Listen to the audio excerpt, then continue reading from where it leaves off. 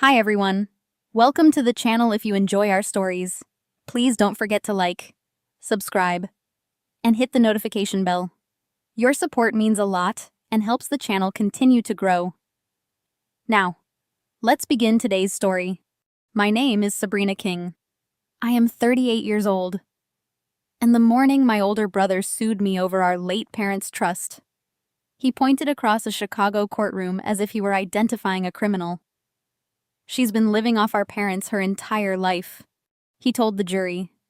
Then he accused me of manipulating our father, hiding estate money, and stealing a future that belonged to him. I did not interrupt. I ignored the reporters he had invited and watched my attorney carry a sealed olive drab envelope to the bench. A faded pentagon seal crossed the flap, and 3 signatures ran over the tamper strip. My brother's confidence vanished before it was opened. The judge read the first page, stopped, and looked toward the jury. One juror went pale. He pushed himself to his feet and stammered, "Everyone, please stand." The judge ordered him to sit, cleared the courtroom, and called both legal teams forward. My brother whispered to his attorney, "That file was destroyed." I heard him. So did my lawyer. That was when I understood this case had never truly been about inheritance. It was about what our parents discovered before they died, what my brother had done to erase it, and why they trusted me to finish what they had started. Before I tell you what was written on that first page and what happened after I finally walked out of that courtroom, tell me, what time is it where you are? Where are you watching from, and what is the weather like there? Does it match your mood today? I'm curious to see how far this story will travel. 18 months before that envelope reached the judge, I was standing in my parents' kitchen with a pharmacy receipt in one hand and an overdue mortgage notice in the other. My mother had just completed another round of treatment. My father's hands had begun to shake, and my brother had not visited in 7 weeks. I had already paid the home care agency, replaced the broken furnace, and transferred enough money to keep the bank from starting foreclosure proceedings. I did not call any of it a sacrifice. They were my parents. They had raised us in that narrow brick house, and when their strength failed, I did what I believed family was supposed to do. My brother's name was Mark King, and he preferred to describe his absence as handling things from a distance. In practice, that meant sending authoritative emails, demanding copies of every document, and appearing whenever a signature or photograph might make him look involved. Mark had always been good at occupying the center of a room without carrying any of its weight. When our father asked him to help organize medical bills, Mark said his business was entering a critical expansion. When our mother needed someone overnight after surgery, he sent flowers with a card signed, "Your devoted son." I slept in a chair beside her bed for 4 nights and returned to work each morning from the hospital cafeteria. At the time, I was an independent compliance consultant. My clients hired me to find discrepancies in financial records before regulators found them first. The irony would have been funny if it had not become so cruel. I was trained to notice altered dates, missing statements, and numbers that refused to reconcile. Yet, I kept ignoring those same warning signs inside my own family because I did not want suspicion to be the last thing I shared with my parents. My father had spent most of his career auditing procurement systems for the Department of Defense. Even after retirement, he treated every household receipt like an official record. Snorts. He kept labeled binders, duplicate ledgers, and handwritten notes explaining why each major decision had been made. He also created the King Family Trust, which held the house, investment accounts, and a controlling interest in a small industrial safety company he had helped build. The total value was just under $5 million, but my parents rarely spoke about that number. They cared about 3 instructions. The house could not be sold while either of them lived. Their medical care came first, and neither child was to profit by weakening the other. I believe those instructions were clear. Mark treated them as obstacles. After my mother died, He arrived at the house before sunrise with 2 assistants and began boxing up files. He said he was protecting the estate. I found him in my father's office removing the trust binder from a locked cabinet. When I asked why, he smiled without meeting my eyes. Dad is confused. Sabrina. Someone has to act like an adult. Our father was grieving, physically frail, and sometimes slow to find a word. But he was not confused. The week before, he had corrected a 6F figuror error in one of Mark's business proposals from memory. When I said so, Mark leaned close enough that I could smell coffee on his breath. You have no husband, no children, and no real company. Don't turn caring for them into a career. I should have recognized the sentence for what it was. Not an insult, but a rehearsal. Months later, after our father died, Mark used almost exact words in the petition he filed against me. He alleged that I had isolated our parents, manipulated the final trust amendment, reimbursed myself for fabricated caregiving expenses, and concealed more than $600,000. He asked the court to remove me as successor trustee, freeze every trust account, transfer control to him, and award him punitive damages. Within 48 hours, he sent the filing to my largest clients. 2 suspended their contracts. 1 terminated mine. The trust accounts were frozen. The home care bills I had personally covered could not be repaid. And a local business reporter published an article with the phrase "estate fraud allegations" in the headline. Mark did not merely want the trust. He wanted the accusation to become my identity before I could answer it. The first person I called was an attorney recommended by a former client. I did not use his name when I first told him the story. I simply said my lawyer listened for nearly an hour without interrupting. His name was Elias Grant. When I finished, he asked one question. Did your father ever believe records could be destroyed? I remembered the duplicate ledgers, the locked metal case, and the way Dad used to say that truth should never depend on a single copy. No, I said. Elias closed the petition and tapped Mark's signature. Good. Then your brother has made the mistake of assuming he is the only person who prepared for war. Elias began by asking me to forget everything Mark had said about love, loyalty, and fairness. We are not going to prove you are the better child, he told me. We are going to prove what happened. For 6 weeks, we rebuilt the final 3 years of my parents' lives, one transaction at a time. I gave him bank records showing that I had transferred $216,000 from my own accounts into their medical care, mortgage, taxes, and home repairs. I found calendar entries documenting hospital appointments, invoices signed by nurses, and work emails sent at 3 a.m. from my mother's bedside. What we could not find was equally important. Several months of statements had disappeared from the trust portal. The administrator login had been changed 2 days after my mother's funeral. A line of credit for $380,000 had been opened against the house without my knowledge, even though the trust prohibited new debt without written approval from both parents. The authorization carried my father's signature. I stared at it until the shape of the lie became obvious. The first letter in his name leaned backward. Dad's never did. Elias sent it to a forensic document examiner and told me not to confront Mark. That restraint became harder when the case reached discovery. Mark produced photographs of me entering the house, grocery receipts charged to my parents' card, and a spreadsheet titled Sabrina Personal Benefits.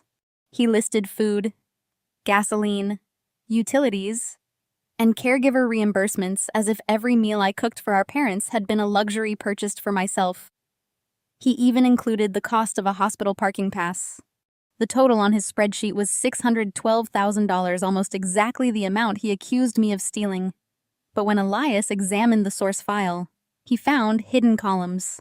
Mark had added the mortgage principal, my mother's treatment expenses, and repairs to the house, then relabeled them as payments made for me. He had transformed the money I spent saving our parents' home into evidence that I had exploited them. That was the version of me he carried into court. An unmarried, unsuccessful daughter who had attached herself to aging parents because she could not support herself. On the first day of testimony, his attorney displayed a photograph of my old apartment, nearly empty except for a desk, a folding chair, and 2 moving boxes. Mark told the jury it proved I had no stable life of my own. I remembered the night that photograph had been taken.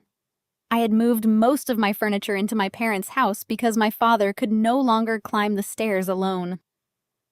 The folding chair was where I conducted client calls between medication alarms. Mark knew that he had taken the photograph while helping me carry a lamp. She built a narrative of devotion. He testified, but devotion was her business model. The words cut more deeply than I expected. Not because I believed them, but because I recognized our childhood inside them. Whenever Mark won, our parents celebrated his talent. Whenever I endured, everyone praised my patience. He was allowed to become impressive. I was expected to become useful. A flash from the projector pulled me back as his attorney displayed the final trust amendment. Mark claimed our father had signed it while cognitively impaired and that I had arranged the witnesses. The amendment named me successor trustee, required an independent audit before any distribution, and suspended a beneficiary's rights if fraud, coercion, or theft against the trust was proven. It did not give me more money. It gave me more responsibility and placed Mark's access under review. That was why he needed it destroyed. During cross-examination, Elias approached him with a single hospital log. You testified that you visited your father every day during the month this amendment was signed. Correct. Mark answered yes. Elias displayed travel records showing Mark had spent 19 of those 30 days at a resort in Nevada. Mark said he had managed care by telephone. Elias then produced phone records showing only 2 calls to our father totaling 11 minutes. Mark shifted in his chair. My sister controlled access. Then why? Elias asked. Did you email her asking what room your father was in? The silence that followed felt different from the silence at the beginning of the trial. It was no longer the jury waiting to judge me. It was the room beginning to measure him. Mark recovered quickly enough to attack again. He said our father's federal career had made him paranoid, that the audit requirement was evidence of declining judgment, and that I had encouraged those fears. He smiled at me as if he had finally found the blade he wanted. Dad trusted systems more than people, he said. Sabrina used that weakness. Elias returned to our table and placed one hand on the sealed envelope resting beside his notes. No, he said quietly. Only loud enough for me to hear. Your father trusted systems because he understood people. The envelope did not appear in our public exhibit list because it had been held under a protective order, while the court determined whether any federal information inside it remained restricted. My father had delivered it to a retired military notary 9 months before his death. The notary placed it in tamper-evident custody, signed across the seal with 2 witnesses, and transferred it to a secure records facility identified in the trust. Elias learned of it from a sentence hidden in the metadata of my father's final accounting file. Integrity packet released only upon formal allegation of incapacity, coercion, or beneficiary fraud. Mark's lawsuit had activated all 3 conditions before trial. The Department of Defense confirmed that the packet contained no current classified material, but it asked the judge to review the first section privately, because it authenticated my father's former position and referenced an old Inspector General investigation. That was why the envelope looked official. It was not a secret government order, and it did not give my father power over the court. It was simply the last chain of custody system designed by a man who had spent his life expecting dishonest people to attack the record. When Elias placed it on the bench, the judge cut through the seal and unfolded the first page. The juror who stood had served as an Army logistics officer. He recognized my father's full title beneath the Pentagon letterhead. Charles King, former deputy director for procurement integrity. Years earlier, Dad had led an audit that exposed defective vehicle armor before it was deployed to several units, including one connected to that juror's command. The juror later explained that he had never met my father and had not recognized my surname during selection. Seeing the title startled him, and standing had been an instinctive gesture of respect. The judge immediately removed the jury, questioned him under oath, and then excused him to protect the fairness of the trial. An alternate took his seat. Mark's attorney demanded a mistrial, but the judge denied it after confirming that no other juror had seen the page clearly or heard anything beyond the title. The moment was dramatic, but what mattered came after the courtroom doors closed. The first section contained 3 independent cognitive evaluations performed during the month. Mark claimed our father lacked capacity. Each evaluation found him alert, oriented, and capable of understanding complex financial decisions. One had been required before Dad could complete a consulting review for a federal contractor. He had scored higher on the reasoning assessment than most active professionals his age. The second section contained a video deposition recorded under oath with 2 attorneys present, neither of whom represented me. On the screen, my father looked thinner than I remembered, but his voice was precise. He identified every trust asset, explained the purpose of the amendment, and described the line of credit opened against the house. "I did not authorize that debt," he said. "The signature is an imitation. I believe my son created or caused it to be created." My breath stopped at the word son. I had known Dad was suspicious. I had not known he had reached that conclusion. The video continued. He described how Mark had pressured him to sell the house, argued that my mother's care costs too much, and asked for early access to company shares. Then Dad turned toward the camera. "My daughter has paid expenses that should have been paid by this trust. She has declined reimbursement because she was afraid accepting it would be used against her. I instructed my accountant to record every contribution as a debt owed to her, not a gift from her and not income to her." Elias paused the video and introduced the certified ledger included in the packet. Its snorts matched my transfers down to the cent. The $612,000 Mark called personal benefits were actually medical bills, secured debt payments, property taxes, and emergency repairs. My father had annotated each entry in his own handwriting. Beside the hospital parking pass, he had written, "Sabrina stayed overnight again. She refused to let her mother wake up alone." I lowered my eyes because that one sentence nearly broke the control I had maintained through every accusation. Mark did not look at me. His attorney objected to the handwritten notes as hearsay, and the judge limited how they could be used. But the financial records themselves were authenticated. Elias then revealed the packet's first major surprise. My father had not merely documented my support. He had ordered an outside forensic audit of the trust, the company, and the home equity line. The audit identified transfers routed through a consulting company registered to Mark's business partner. The total was $447,000. Mark had accused me of stealing $600,000 while hiding almost $500,000 he had diverted himself. The judge looked directly at him and warned that any testimony he gave from that point forward could be referred for perjury investigation. For the first time in my life. My brother did not answer immediately. His lips parted, but no confident sentence arrived. The sealed envelope had not proven everything yet. It had done something more dangerous to him. It had made every word he had already spoken measurable. The forensic audit gave Elias permission to follow accounts that Mark had spent months insisting did not exist. The next morning, a court-appointed specialist testified that the home equity proceeds had moved through 3 entities before reaching a company Mark controlled. Some of the money paid his business debts. Another portion funded a condominium deposit. $30,000 went to a public relations firm 2 weeks before he filed suit against me. The firm had prepared talking points describing me as financially dependent, socially isolated, and positioned to exploit vulnerable parents. Mark had not repeated cruel opinions in anger. He had purchased them as a strategy.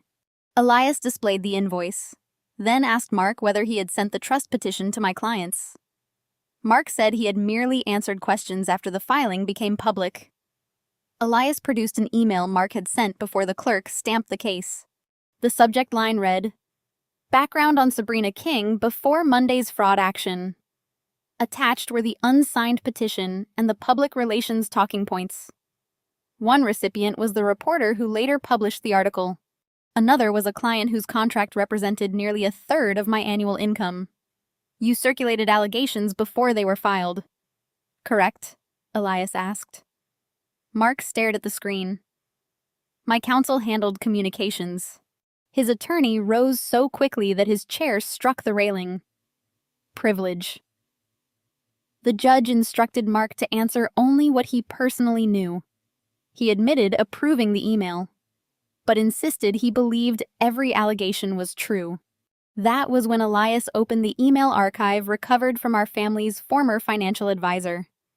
I had first met the advisor years earlier as the man my parents trusted to explain investments without making them feel foolish.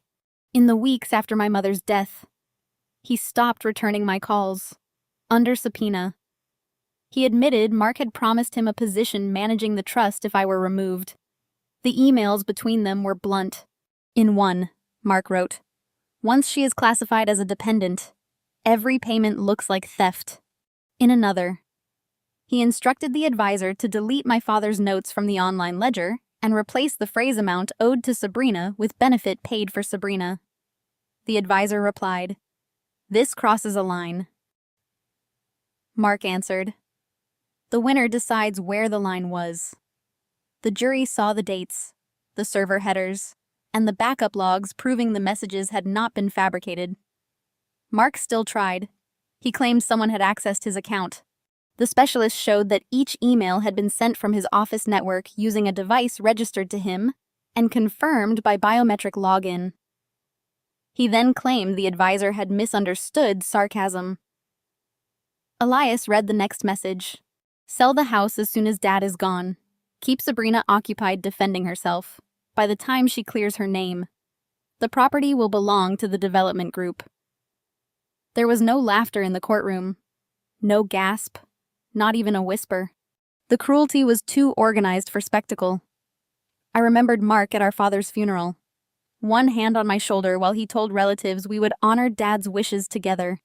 That same afternoon, according to the timestamp, he had emailed a developer photographs of the house and asked how quickly an occupant could be removed after a trust dispute. I had been the occupant. He had planned my eviction while accepting condolences beside me. Elias then introduced a document that made the scheme larger than the inheritance. To obtain the line of credit, Mark had submitted a copy of my father's retired federal identification and a letter falsely stating that the debt supported an approved consulting project. The lender's automated system treated the application as connected to federal contract work and granted expedited review. My father discovered the misuse when a verification notice reached his old Pentagon office.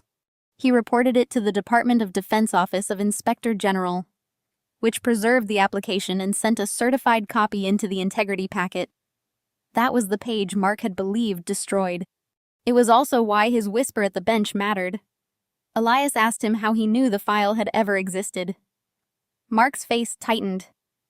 "Dad told me." "Your father's recorded statement says he did not confront you because investigators advised him not to." Then Sabrina told me. "My client did not know about the report until this packet was opened." Mark glanced toward his attorney, but the attorney was looking down. Elias waited. The answer came out smaller than any voice I had heard from my brother. "I found a notice. We're in Dad's office. The office you testified you never entered without permission." Mark did not respond. The judge ordered him to answer. He finally admitted that after our mother's funeral, he had searched the locked cabinet and removed several files. He said he destroyed only duplicates because he feared our father's grief had made him irrational. Elias held up the trust binder recovered from Mark during discovery. A cut edge inside the back cover matched the missing notice. My brother had not stumbled into this lawsuit. He had spent more than a year erasing evidence, rewriting ledgers, purchasing a public narrative, and using the court as the final stage of the theft. The judge ordered the clerk to transmit the relevant exhibits to state prosecutors and the federal inspector general. Mark's attorney requested a recess before leaving. Mark turned toward me and mouthed, "You did this." I met his eyes and shook my head. I had spent years protecting him from the consequences of who he was. All I had done now was stop. When Elias told me I could testify, I expected to feel relief. Instead, I felt the old instinct to minimize everything. I wanted to say the money did not matter. The insults had not wounded me, and I had helped our parents because anyone would have done the same. But that would have been another lie built to keep Mark comfortable. I took the oath and looked at the jury. I explained that I had moved into the house after my mother's diagnosis, reduced my consulting work, and used my savings when insurance delays threatened her treatment. I described the night my father discovered the forged line of credit. He had been sitting at the kitchen table with a magnifying glass over the signature. "I taught both of you that a name is a promise," he said. "I never taught your brother what happens when he breaks one." I had urged him to confront Mark. Dad refused. He said accusation without proof would only teach a dishonest person where the evidence was weak. I thought he was being cold. I understood now that he had already begun building the packet. Mark's attorney tried to portray my care as control. He asked why I attended medical meetings, held copies of passwords, and stayed in the house. Because my mother could not stand without help and my father could not safely drive. I answered because the person questioning my motives was usually somewhere else. He asked whether I expected to inherit the house. No. I expected my parents to live long enough to use it. He asked whether I hated my brother. I looked at Mark before answering. I hated what he did for years. I kept confusing that with a duty to protect him. Elias then asked the judge to admit the final section of the envelope. It contained a joint statement signed by both parents before my mother's last hospitalization, witnessed by independent counsel and recorded on video. My mother spoke first. Her voice was weak but unmistakably impatient. She snorts, said they had watched Mark turn every act of care into a competition and every asset into proof of his importance. Snorts. They had also watched me apologize for needing nothing. We failed both children in different ways, she said. We praised one for being visible and the other for disappearing. My father then explained the trust's integrity clause. It did not punish a beneficiary for raising a good faith concern. It applied only if a court found that the beneficiary had forged documents, converted assets, knowingly made false claims to seize control, or destroyed trust records. If those acts were proven, that beneficiary forfeited management rights and all discretionary distributions. The forfeited portion would first restore stolen funds, reimburse the injured beneficiary, and pay legal costs. What remained would fund a non-profit program for family caregivers and veterans facing medical debt. Mark had spent the trial arguing that the clause was my invention. On the recording, our parents described it line by line. Then my father held up a sealed copy and said, "Mark, if you are seeing this, you were given every chance to stop before the truth became public." Mark lowered his head. My mother's final words were directed to me. "Sabrina, do not mistake forgiveness for continued access. You may release anger without reopening the door." I pressed my lips together, but tears came anyway. Not because the statement gave me victory, but because my mother had seen the pattern I had spent my life pretending did not exist. Elias asked one final question. Why did you fight this case? I could have said for the trust, the house, or my reputation. Because he was using my silence as evidence that he was right. I answered, I needed the record to show that care is not dependency. Restraint is not weakness, and being family does not give anyone permission to destroy you. As I returned to my seat, I wondered how many times I had called surrender peace simply because conflict frightened me. That question hurt more than Mark's accusations, but it also freed me from them. The sealed envelope had reached its last page. Nothing remained hidden except the price the court would make him pay. The jury deliberated for less than 4 hours. During that time, Mark tried to speak to me in the courthouse corridor. His attorney had stepped away to take a call, and for one moment, we were alone beneath the fluorescent lights. He did not apologize. He said the family could still contain the damage if I agreed to a private settlement before the verdict. He offered to withdraw his claim. Let me remain in the house for 5 years and stop contacting my clients. In exchange, I would ask the court to seal the exhibits and tell investigators that our father had misunderstood the loan application. Even after every email, every forged record, and our parents' final statement, Mark still believed consequences were a negotiation controlled by him. You tried to make me homeless, unemployable, and publicly guilty, I said. Now you want privacy because the truth has your name on it. He called me vindictive. I told him I was done translating his fear into my guilt. Then I walked back into the courtroom without accepting the offer. The jury found Mark liable for fraud, conversion, intentional interference with my contracts, and defamation. It found that his conduct had been deliberate and malicious. The judge separately ruled on the trust, removed him from every fiduciary role, enforced the integrity clause, and ordered a full accounting of assets connected to him and his companies. Mark was required to repay $447,000 plus interest, reimburse my documented contributions and legal expenses, and surrender his beneficial interest pending final distribution under our parents' instructions. The jury awarded compensatory damages for the income and reputation I had lost, then added punitive damages large enough that Mark's attorney asked for the amount to be reduced. The judge said post-trial motions could be filed, but the evidence supported a severe sanction.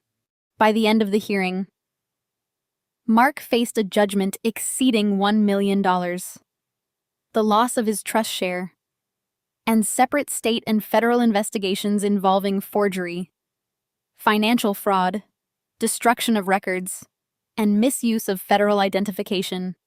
The financial advisor surrendered his license during the regulatory inquiry and later agreed to cooperate. The development company withdrew from the house deal. The reporter who had repeated Mark's allegations published a correction linking to the verdict. My former client sent a carefully worded apology and asked whether I would consider returning. I declined. Some doors had closed because Mark pushed me through them, but I no longer wanted every room that had once accepted his version of me so easily. Mark's business partners removed him from management within a week. Several relatives called me cruel for allowing the case to become public. None of them had called when my accounts were frozen or my name appeared beside the word fraud. I stopped defending myself to people who required my suffering to remain quiet before they would call me kind. Months later, the court approved the final trust accounting. After debts, reimbursements, and legal obligations were paid, the portion Mark forfeited funded the Ruth and Charles King Caregiver Relief Initiative. It provided emergency grants to adults caring for ill parents and to veterans' families facing medical debt. I kept the house not as a trophy, but because our parents had expressly given me the option to live there or place it into the program. I converted my father's office into a free records clinic where caregivers could organize insurance claims, powers of attorney, and household accounts before a crisis made them vulnerable. The first time I unlocked that room, I found a note taped beneath the bottom drawer. It was in Dad's handwriting. A clean record cannot guarantee justice, but it gives justice somewhere to stand. I sat on the floor and cried harder than I had in court. Mark eventually sent me a 6-page letter. Most of it explained what pressure had done to him, how our parents had favored me near the end, and how humiliation had made him desperate. The final paragraph contained the only apology. followed immediately by a request that I tell prosecutors he had acted from grief. I did not answer. Forgiveness, I learned, could be private. Reconciliation required truth, repair, and change. And Mark was still searching for language that made his choices belong to someone else. On the anniversary of the verdict, I stood on the front steps of the house while families arrived for the initiative's first workshop. I had won the case, but victory did not feel like triumph over my brother. It felt like the end of my obligation to lose so he could feel powerful. I thought I would leave court feeling joyful. Instead, I felt grief, relief, and a quiet certainty that I had finally stopped abandoning myself. My brother had tried to use our parents' trust to erase me. The sealed envelope did not give me revenge by destroying him. It returned every choice to its rightful owner. His choices became his consequences. Mine became my future. For years, I had believed that walking away meant giving up. I thought staying, enduring, and carrying everyone else's burdens was proof of strength. But I finally understood the truth. Sometimes strength is not found in what you continue to carry. Sometimes it is found in what you finally decide to put down. The guilt was no longer mine. The responsibility was no longer mine. The endless need to fix people who never wanted to change was no longer mine. As I closed the door that evening, I asked myself one final question. Was walking away an act of revenge? Or was it the first honest act of love I had ever shown myself deep down? I already knew the answer. Revenge seeks to make someone else suffer. Healing simply refuses to suffer any longer. What I chose that day was not revenge. It was freedom. Freedom from guilt that was never mine to carry. Freedom from expectations I never agreed to. Freedom from the belief that my worth depended on how much pain I could endure for other people. And for the first time in a very long time, the silence around me did not feel lonely. It felt peaceful, the kind of peace that arrives when you stop fighting battles that were never yours to win. The kind of peace that comes when you finally choose yourself. We appreciate every viewer who stayed with this story from beginning to end. This story is completely fictional and was created solely for dramatic storytelling, entertainment, and personal reflection. We hope its message stays with you long after the video ends. No matter how much betrayal, disappointment, or heartbreak you face, you still have the power to decide what happens next. You still have the power to choose a calmer mind over endless anger, a stronger heart over bitterness, and a future that no longer requires you to betray yourself in order to keep others comfortable. Your story does not have to end where someone hurt you. It does not have to end where someone abandoned you, lied to you, or made you question your own value. Sometimes the most important chapter begins after the pain. Sometimes the strongest version of you is waiting on the other side of the door you are afraid to close. And sometimes the greatest act of courage is simply believing that you deserve better than what broke you. Thank you for listening. If this story resonated with you, please like the video, subscribe to the channel, and share your thoughts in the comments below. Your support helps us continue creating powerful stories that inspire reflection, resilience, and hope. Until next time, remember this: your worth was never determined by the people who failed to see it, and your future can begin the moment you finally do.